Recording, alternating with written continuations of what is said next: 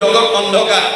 মই তোমাক এৰি এক খন্তেকো এই পৃথিৱীত থাকিব নোৱাৰিম গতিকে তুমি মোক লগত লৈ যাব লাগিব তেতিয়া কৃষ্ণই হাঁহি পেলাই কৈছে সখা তোমাৰ আহ্বান ঠিকেই হৈছে কিন্তু তোমাক যদি মোক লগত লৈ গুচি যাওঁ তেতিয়া মই যি লক্ষ্য আৰু উদ্দেশ্য লৈ পৃথিৱীলৈ আহিছিলোঁ সেই সমস্ত লক্ষ্য আৰু উদ্দেশ্য ভ্ৰষ্ট হৈ যাব তুমি আমি দুই গ'লে মিলিব অনৰ্থ লুপ্ত হইব জ্ঞান ইটো ভকতিৰ পথ যে ভক্তিৰ পথটো মানে নাইকিয়া হৈ যাব গতিকে ভগৱন্তই যদি ভকতক লগত লৈ যায় তেতিয়াহ'লে ভক্তিৰ পথটো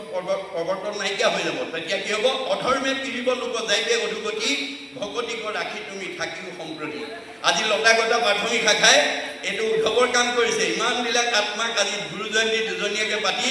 ইমান আত্মাক মাতি আনি কৃষ্ণ কথা শুনি জন্ম জন্মান্তৰ কাৰণে অক্ষয় পুণ্যই সঞ্চয় কৰাৰ সৌভাগ্য কৰি দিলে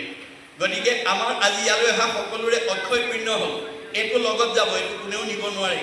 যিমানে কৃষ্ণ কদি একেহিকে অক্ষয় ইহাক নিবাক একো জনে নপাৰে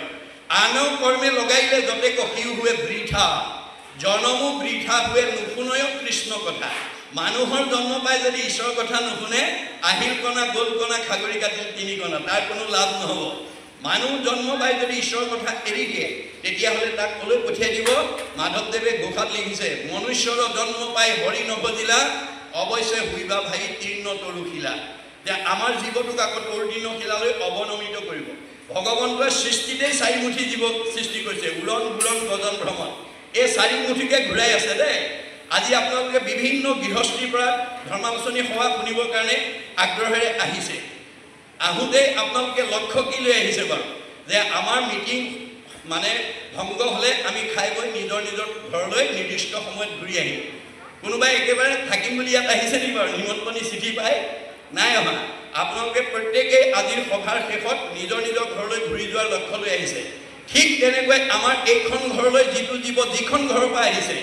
সেইখন ঘৰলৈ আকৌ নিৰ্দিষ্ট সময়ত ঘূৰি যোৱাৰ লক্ষ্য লৈ আহিছে আমাৰ এইখন ঘৰ বুলি কৈছে উদ্ধৱক চিনাকি কৰি দিছে